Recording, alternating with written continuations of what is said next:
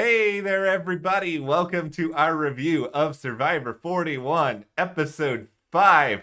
There was a lot that happened in this episode. There will be some hot takes. Get your fire extinguisher ready if you want to put out some of these. Be prepared. There was also a lot of treachery going on. It was pretty exciting. This was a good episode.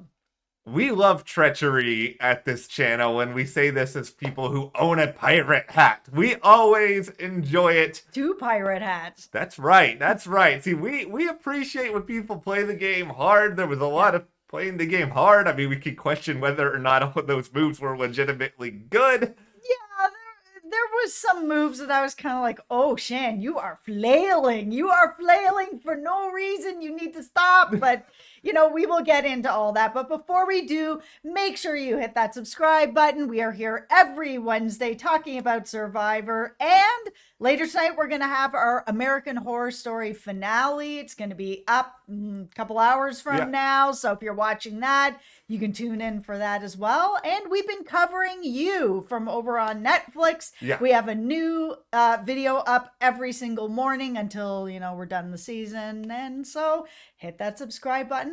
Also follow us over on our Instagram, Matt and Jess TV. We have all kinds of fun Halloween stuff going on over there. Most recently, we had some dirt cups. Yeah.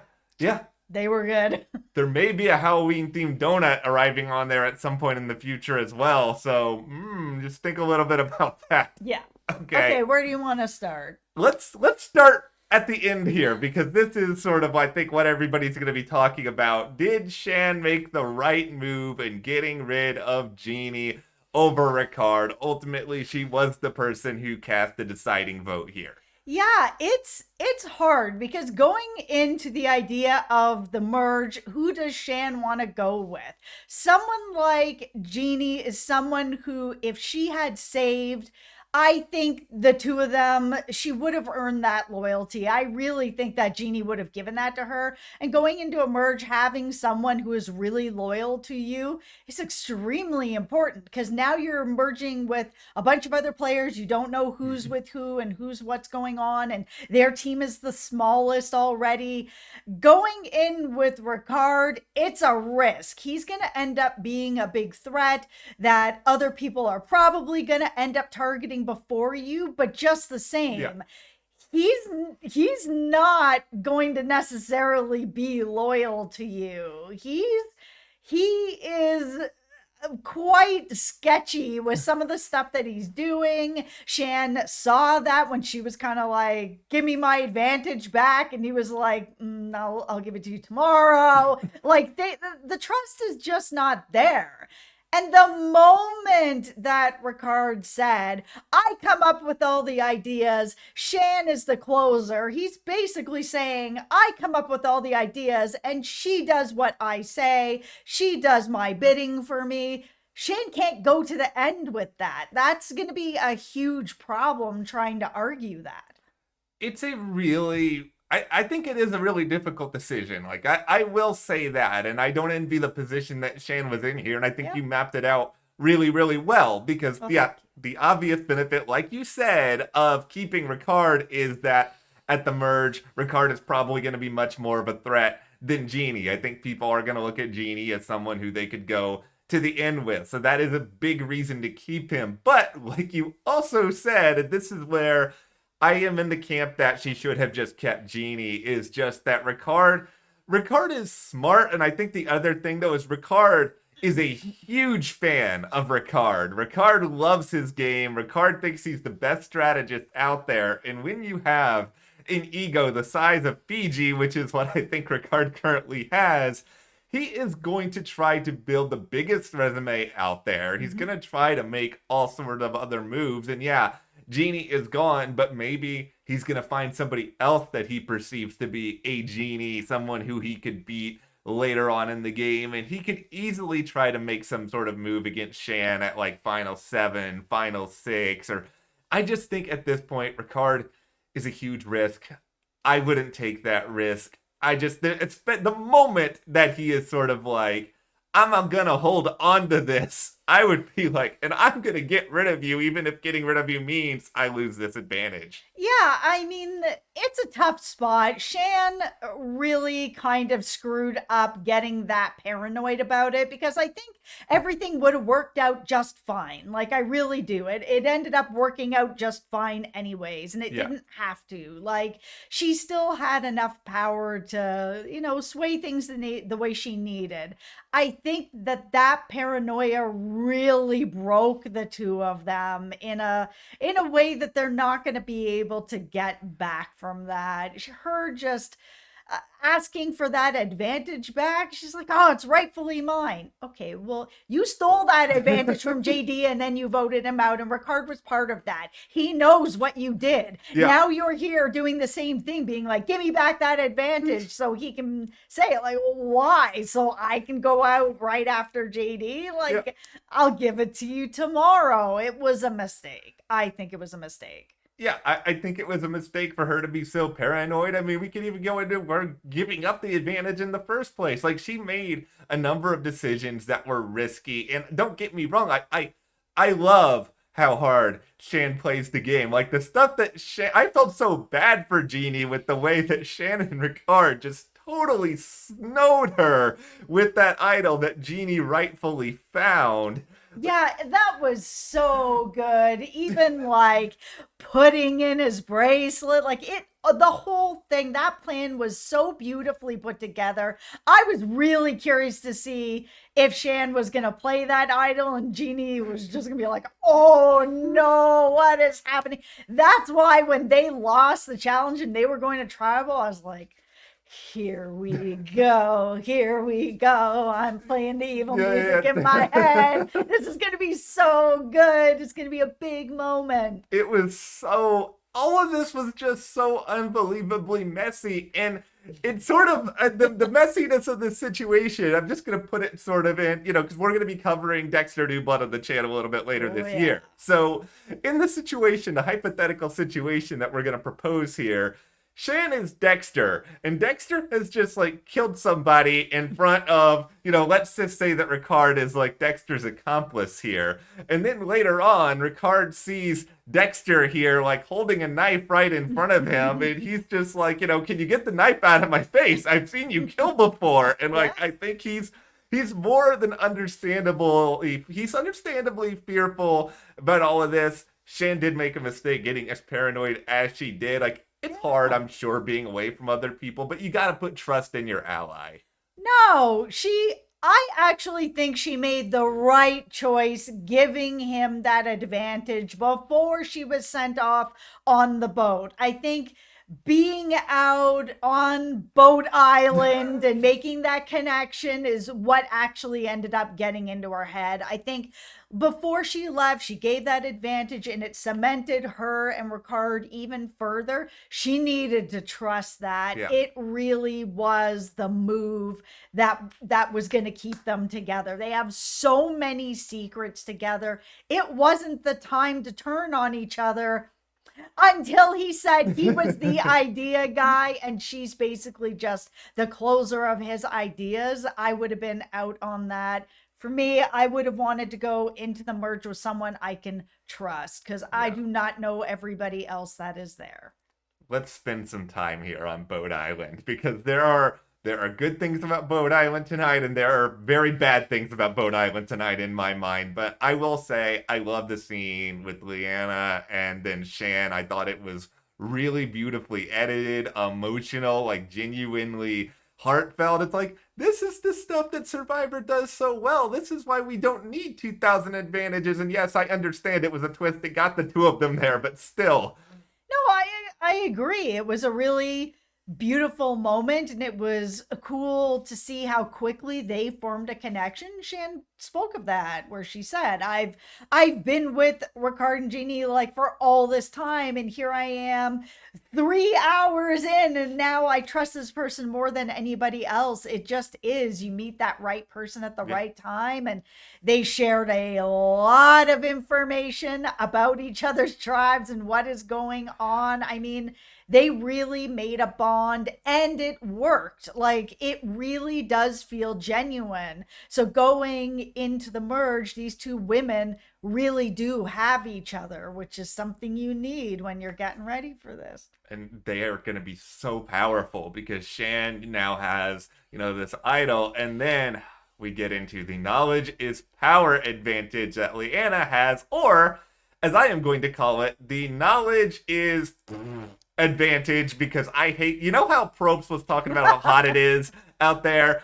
I hate this with the white hot intensity of the heat in Fiji during filming, because this is so, kudos to Leanna for having it, but it's just so unbelievably overpowered, because you can ask someone, do you have an idol? If they have it, they have to be honest, and they can give it to you, and that's really terrible on a season where the idols are basically dependent on other people knowing that you have idols. You can't really keep idols a secret, so it basically guarantees that this will be used, and the people with idols, they don't know that this other knowledge's power advantage really exists. So it is just so unbelievably skewed and bad, and I hate it. I want it thrown in the fire tomorrow.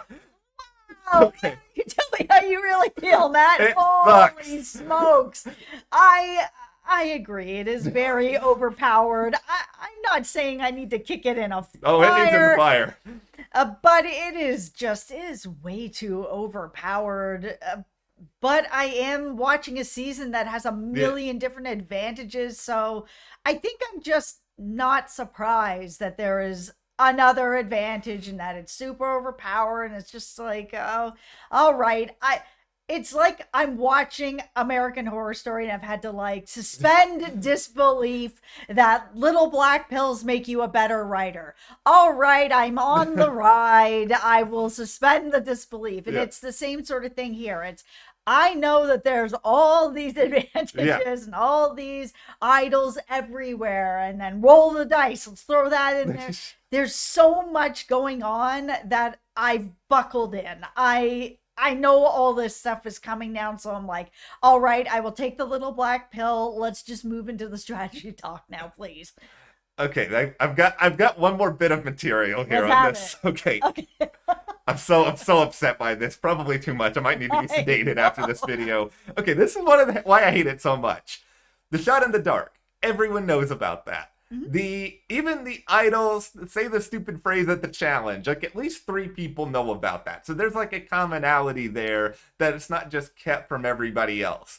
Why does this one allowed to be a secret? Why is it that this not only is it a really powerful advantage, but it is also, you have the knowledge of this power. See what I did there that nobody else has, and that just makes it so much more infinitely unfair. I will probably complain about this for a few more weeks, even if I do like Leanna and I hope she uses it well. It would bother me no matter who had it, except for maybe Tony, and I'm a Tony hypocrite and he's not on this season. Okay, listen, I like Shan a lot, so maybe I'm a little bit less salty about it because I know that she's working with hers and that they have this bond and that it's going to have advantages for Shan, who's now also sitting on this idol. The thing that I'm the most interested to see happen at the merge is that the 3 people that have these idols know who the other 2 people are that have these idols. They all know because they all had to say what they had to say. So now they're all at the challenge being like, all right, we've got you, and now we have Naseer. I know. Okay. As much as I hate, I love the Naseer thing almost as much as I hate the knowledge's power advantage, because I had no idea this was going to happen. This was a hashtag Survivor Blindside here. It was so good. I did not see that coming. It was so good when he started trying to spit out the goat and the AstroTurf. I'm like, it's happening. It was so, the seer, you had one job. This is like Brad earlier in the season. You got to at least make it kind of look like you came up with this saying yourself. So good. Oh my God. And the Luvu camp, I hope we get more of this Luvu camp because they're just so unbelievably bored where you just have Danny and Deshaun walking around being like, can we throw the challenge today? Can we throw it? It doesn't matter because apparently, speaking of closers, Nasir is like the closer in every challenge and he wins them all anyway. He's such a beast. He's really, really good at these challenges. He's finding idols. He's someone to look out for sure, especially since we've seen him try to be treacherous and it hasn't really worked yet. But moving into a merge, other people don't really know that yet. He may be someone that other people are going to keep their eye on because he is very good in challenges. All right, so finally, I guess we should spend a minute or two at the Yasa camp where it doesn't. I'm really curious about this camp really in general because it's felt for so long like Xander is really the person in the big trouble, but then you've got this scene where Tiffany is starting to get paranoid, and is she like, is he too close to Xander? What's going on here? We should look into his bag. Oh, this was just entertainment gold. I absolutely love this. So they look through his bag. Yeah. They find out that he has this advantage. Later on, Xander's like, you know what? I'm going to tell Tiffany about this, but I'm not going to be 100% honest. Even if she hadn't looked in the bag, he had said the secret phrase already multiple times. Like, everybody knows something odd is happening. Like, Xander.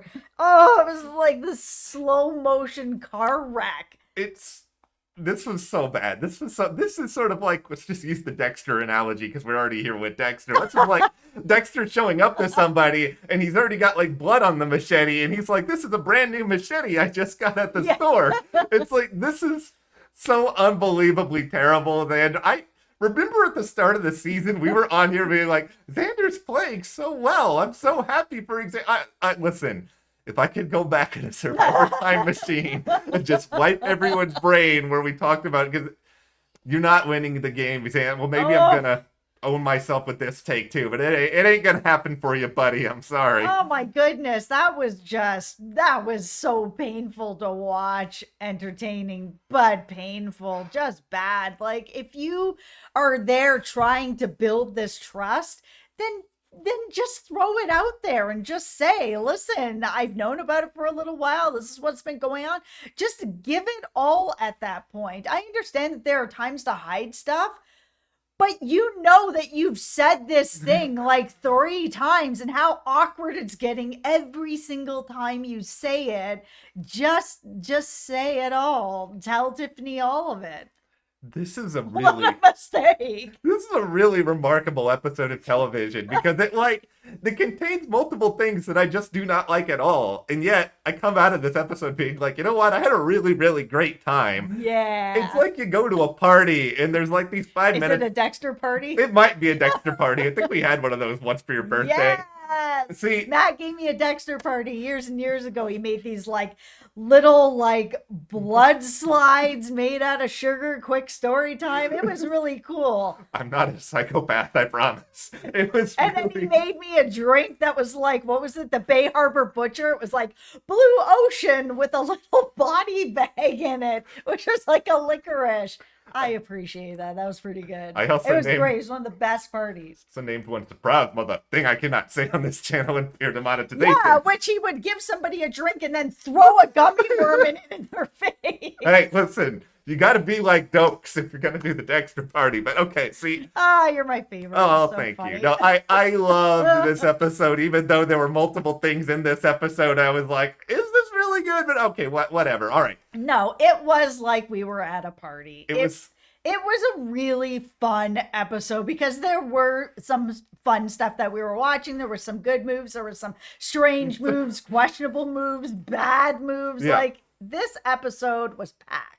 What did you guys think about it? Give us your highs, your lows. Do you like the knowledge is power advantage and you're wanting me to shut up about it? Let us know in the comments and give this video a like, subscribe, check out our coverage of American Horror Story later. The Blacklist premiere tomorrow, and we will see you guys here next time.